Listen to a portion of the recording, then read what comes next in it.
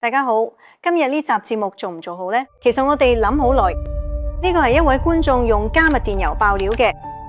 中國嘅養老金而家靜靜咁俾人哋去還債，馬雲消失咗咁耐，點解突然間又翻嚟？官方就話係為咗 AI 佈局，但爆料就話中共用私生仔威脅咗，仲交咗個重要任務俾佢，交換條件就係體制內嘅級別。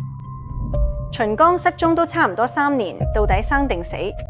之前有商流出話秦剛現身啟號中心，但爆料就話有3個渠道證實秦剛真係已經死咗，同日仲有11個人俾人執行嘅。呢個確實係讓人震驚嘅消息。世間萬象，微語嚟講。大家好，我係陳微語。今日呢期節目有啲特別。最近呢，我收到一位觀眾嘅加密郵件。信嘅開頭第一句話就係做咗思想鬥爭先決定話俾你知。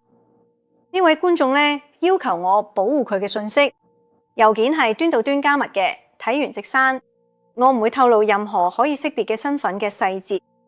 佢話決定同我講咗其他人唔知嘅消息。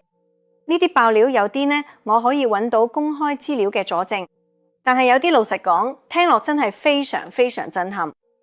我唔會幫大家判斷真假，但我會講下我自己點睇。佢到底爆咗啲咩內容呢？我哋逐條講。爆料話，中辦喺舊年年底下令全國嚴查超標電動單車直接收廠，目的唔係為咗安全，而係測試佢哋心目中低端人口嘅忍耐力。呢件事本身係可以查證㗎。2024年頭，南京發生電動車起火意外，造成重大傷亡。國務院跟住就部署咗全國電動車整治行動。去到2025年12月1號，舊國標車全面禁售，全國保有量高達3億8千萬架電動車，有唔少都要被逼淘汰或者換新。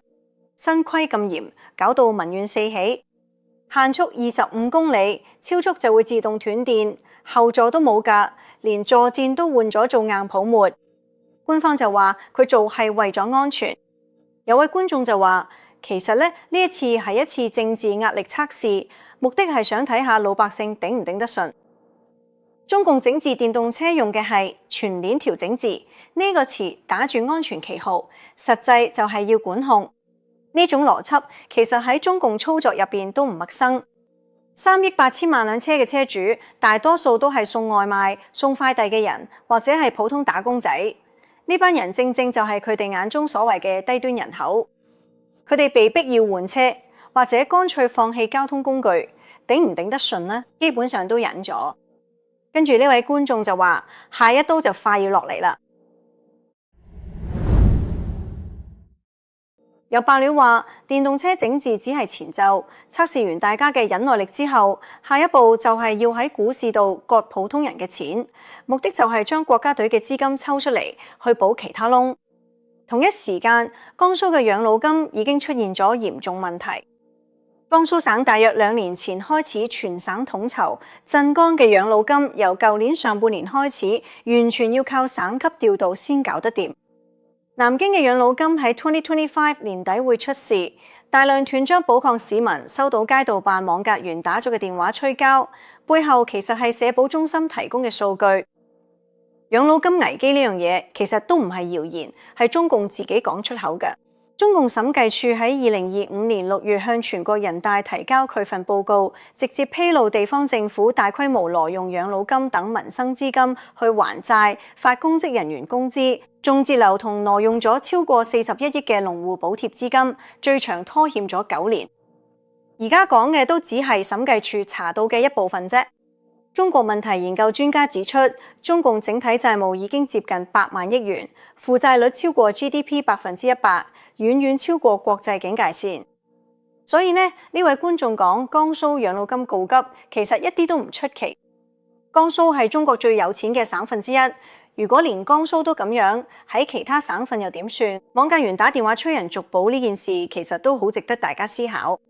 社保本來應該係自願嘅，點解突然間要政府出面追人續保呢？答案好簡單，而家大家交咗錢，其實係用廠補已經退休嗰班人嘅窿，錢唔夠，所以就要更多人續保嘅補數。養老金係老百姓一世人最後嘅保障，如果連呢個保障都開始出事，對普通人嚟講又代表咩呢？即係話你辛辛苦苦交咗幾十年嘅錢，最後未必攞得返。人老嘅錢都要用嚟照顧健康。我哋最近推介咗幾款嘅健康產品，好多觀眾都話真係好正。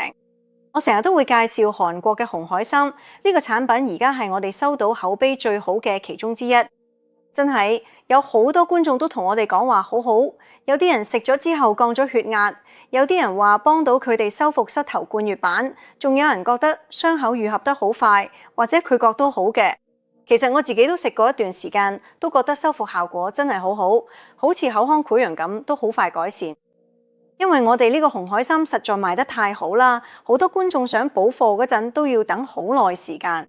所以而家呢個紅海參推出嘅預定配送服務，即係你可以定時自動送貨，價錢都會更加抵用。由第2次配送開始就可以享有8折優惠，出貨都會優先安排，仲可以隨時調整時間同數量，或者你唔想再食都可以隨時取消預定配送。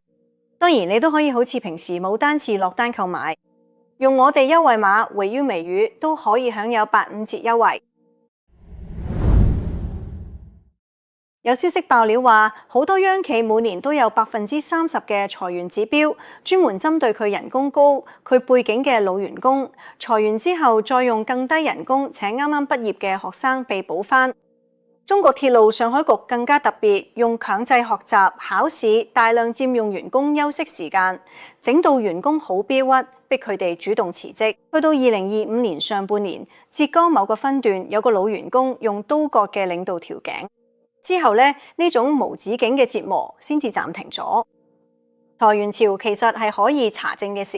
2024年到2025年，中國好多間央企同大型國企都喺度搞所謂優化人員結構，表面上就話係降本增效，實際就係大規模清走嘅中年高薪員工。主動離職呢個設計可以講係非常惡毒。如果公司炒你，就要賠 N+1 甚至更多，但如果逼到你自己頂唔順走人，公司咩都唔使賠，所以逼走員工就變咗呢啲公司嘅目標。中共治下嘅央企表面上係鐵飯碗，但係而家對好多人嚟講已經變咗一種精神折磨。你走你就輸嘅，你唔走佢就整到你生不如死。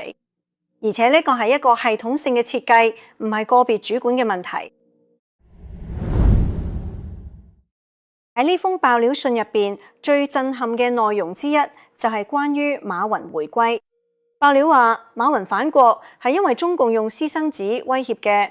睇返佢嘅任務就係幫中共收集普通市民嘅完整資料，包括血型、DNA、社會關係、家庭成員、所有購物記錄、銀行賬戶資訊，然後整成晶片嘅存檔。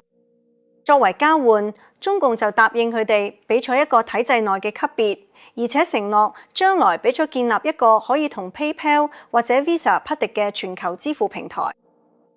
馬雲確實返嚟嘅呢個係事實。由2022年底開始，馬雲長期嘅海外生活，日本、泰國、荷蘭仲有西班牙，外界普遍解讀嘅係刻意保持距離，特別係螞蟻金服俾人強行叫停之後。但係由2023年底開始，佢陸續返嚟阿里。2025年2月，佢親自現身阿里杭州園區，主導 AI 戰略會議。外界話呢個就係馬雲正式回歸，官方講法就係 AI 時代嚟嘅，馬雲返嚟帶隊。但係我哋呢位觀眾爆料嘅內容其實都幾有可能。大家都知啦，習近平整治馬雲唔單止因為佢喺公開場合批評監管，喺馬雲手上有啲咩呢？支付寶有10億用戶，幾乎掌握晒成個中國嘅消費行為同金融流水。阿里雲係中國最大嘅雲計算基礎設施之一。如果想建立生物數據庫，其實唔使特登搞套新系統，只要喺現有系統上面完善數據就得。講真，如果馬雲因為佢幫中共建立咗普通人嘅生物數據庫，仲用嚟做器官配型數據庫，喺馬雲真係做咗大壞事。跟住呢一條係成封電郵入邊最令我震驚嘅部分。爆料話秦剛確實已經唔喺度。有3個渠道講，部隊高層、南京國際關係學院同埋紀委系統三方面都同佢確認，當日被注射執行一共有12個人，包括火箭軍二炮有10個人，加埋火箭軍前司令李玉超個仔。被捕嘅時間點就係俄羅斯代表訪問嗰日，原因唔係外界傳咗傅曉田事件。大家睇下，12個人同一日被注射執行死刑，係咪好恐怖、好震驚？後來網上出現嗰啲疑似秦剛嘅傷啊，佢話嗰個人唔係咁，貌似冇人好多，已經有多個渠道確認嘅。秦剛嘅故事大家應該都知，2023年6月做咗外長都未夠7個月嘅秦剛，突然間就喺公眾視野消失咗。7月俾人免職，10月又俾人解除國務委員職務，去到2024年7月，3中全會接受嘅辭職，中央委員資格都俾人撤銷埋。整個過程，中共官方從來都冇俾過一個明確理由。傅曉田事件嘅傳聞喺網上傳得好廣，但係話秦剛老豆同私生仔俾人刺死呢樣嘢，其實喺中共歷史上從來都冇發生過，亦都唔可能發生，因為呢啲唔係中共最忌諱嘅嘢。華盛頓郵報曾經報道話，秦剛喺出版社做過嘅，但係出版社嘅員工就話根本唔識呢個人。都有媒體揾到，其實報道入邊講嘅秦剛同呢個秦剛根本唔係同一個人。2026年3月，明報報道話秦剛已經降咗做副部級，提早退休。呢個就係而家最新公開嘅講法。但問題係，一個以前正國級嘅官員，如果只係俾人降職退休，點解會完全冇公眾視野消失晒呢？點解一次公開露面都冇呢？退休官員通常都會出席嘅活動，就算係好低調嘅場合都好。而秦剛死咗嘅傳聞，其實由佢失蹤第一日就開始傳開。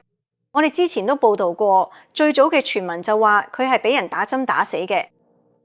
如果講官方渠道，根本冇人可以確認秦剛而家喺邊，亦都冇人可以確認佢仲係唔係生存緊。有位觀眾話佢有3個唔同渠道確認秦剛已經死咗，呢個究竟真定假，我都冇辦法證嘅。能夠澄清謠言嘅，其實得中共自己。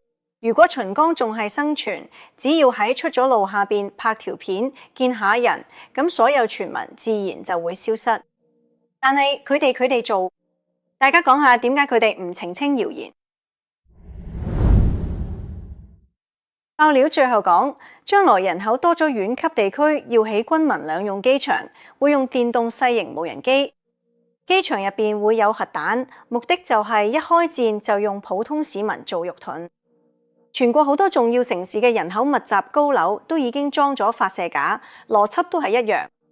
軍民兩用機場嘅建設確實係中國國防部署嘅一部分，呢個唔係咩秘密。解放軍長期以嚟都有軍民融合嘅基礎設施戰略，用民遮軍、用民做盾呢個概念，其實喺國際法上係嚴重違反戰爭規則嘅行為。但係中共一向都唔理國際法，同伊朗或者哈馬斯一樣，一打仗就當普通市民係肉盾。核彈存放嘅縣級機場呢一項，同埋城市高樓有發射架，好大機會都係真嘅。可能你睇會問佢，你點樣去分辨佢資訊真定假呢？當我收到嘅資料嗰陣，我都會先做咗鑑別，睇下呢個爆料有幾可信。雖然有嘅內容係證實唔到，但都證咗唔到。佢點樣判斷一條爆料值唔值得關注呢？我有幾個判斷標準。第一，佢細節越具體，可信度就越高。例如人物名、地名、單位名，好似呢封電郵入邊講到鎮江、江蘇、上海局、浙江某分段㗎，呢啲具體嘅地名同單位，通常睇落會比較可信。第二就係同公開資料對比下，睇下有乜嘢可以交叉驗證嘅地方。養老金危機、電動車整治、馬雲回歸，呢啲都係可以查到嘅事實。爆料其實只係提供咗一個我哋唔知道嘅內部角度。第三就係中共點樣反應，如果佢哋完全冇反應，通常比起澄清或者否認更加令人懷疑。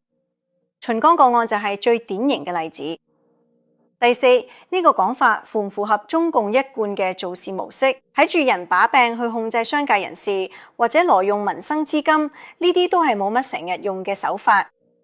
喺呢封電郵最後嚟講到 YouTube 上面嘅節目入邊嘅時政內容，其實有唔少都係離真相好遠嘅。跟住佢又提咗一個好有爭議嘅點，就係話黃志安唔係幫中共做嘢嘅。對佢爆料呢，我就保留意見，其他內容我都覺得可信度幾高。如果黃志安唔係幫中共做嘢，我講啦，佢哋就真係天生壞。但係我自己就比較傾向覺得佢係中共喺海外嘅大外宣，只不過佢嘅目的同任務係唔同啫。另外啦，呢位爆料人都提供咗嘅可信嘅自媒體頻道名，我就唔喺度逐個讀俾大家聽啦。我覺得做節目係咪真實可信，只要憑良心去做，大家遲早都會認同佢。路遙知馬力，日久見人心。微語可以做嘅就係將我知道、見到、聽到佢哋盡量真實嘅反映俾大家，分享俾大家，唔會幫任何人背書，亦都唔會幫任何人遮掩。如果我哋呢位朋友今日仲有嚟緊我哋呢集節目，都要多謝你嘅信任，俾我哋提供爆料。如果你仲有更多想講嘅嘢，我都希望你可以繼續同大家分享多啲消息。大家今日睇完咁多爆料，邊一單最令你覺得震驚呢？喺留言區話我知。輸入數字1，養老金危機；2，馬雲被威脅；3，秦剛已死；4，備戰肉盾；5，全部都震驚晒。最後請大家唔好忘記順手俾個 like，點讚都係一種善良。多謝大家，我哋下次見。